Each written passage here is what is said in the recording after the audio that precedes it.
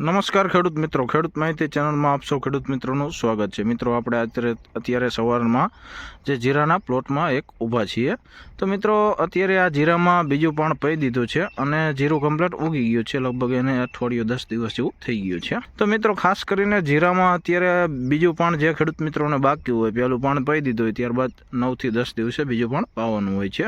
તો મિત્રો બીજવાણમાં ખાસ કરીને જો બાકી હોય પાવાનું પાણ, તો જે બેક્ટેરિયા આવે છે ટ્રાઇકોડર્મા અને સુડોમોનાસ, જે કાળી અને સફેદ ફૂગના, તો ઉગતા વેત જે ખેડૂત મિત્રોને કાળી માટી હોય અને સુકારો આવતો હોય ઉગતા વેત, તો એની માટે ખાસ કરીને બેક્ટેરિયા પી દેવા। મિત્રો બાકી અત્યારે જીરું એકદમ કમ્પ્લીટ ઉગી ગયું છે, તે તમને વિડીયોમાં જોવા મળે છે એ પ્રમાણે।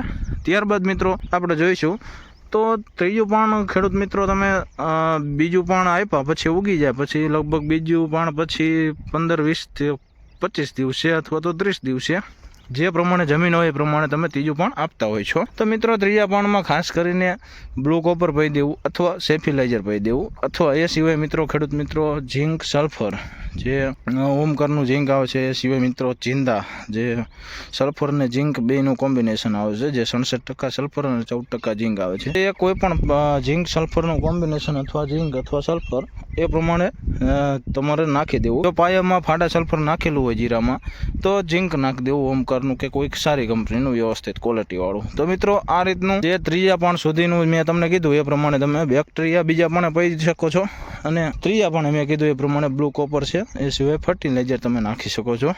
તો મિત્રો આ તે જીરા માટેની વાત। જો કોઈ ખેડૂત મિત્રોને કોઈ પ્રશ્ન હોય તો કોમેન્ટમાં જણાવો, જેથી કરીને આપણે પ્રશ્ન વિશે વિડીયો બનાવીને તમારા સુધી માહિતી પહોંચાડી શકીએ। ઓકે ખેડૂત મિત્રો, થેન્ક યુ।